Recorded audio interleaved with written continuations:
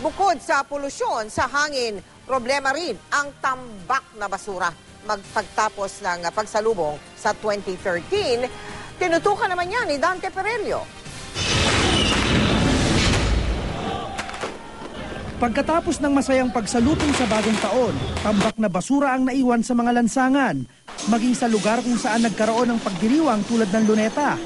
Kahit saan ka tumingin, nagkalat ang mga plastik, karton at papel mula sa mga inihandang pagkain sa medianoche, maging mga balot ng mga paputok at pailaw.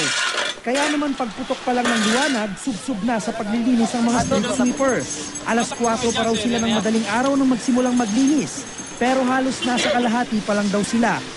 Ang dami yung basura nga, sobrang dami. Yung truck pabalik-balik na eh. Siguro naka 20 na siguro balik ang truck.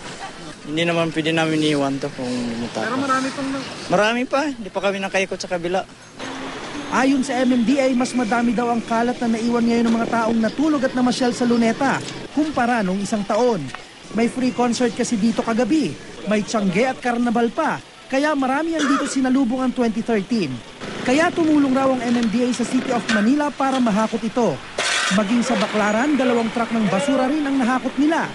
Pero mas kapansin-pansin daw na mas kakaunti ang basurang naiwan ngayon sa EDSA kumpara ng mga nakaraang taon. Dante Perello, Nakatutok, 24 Oras.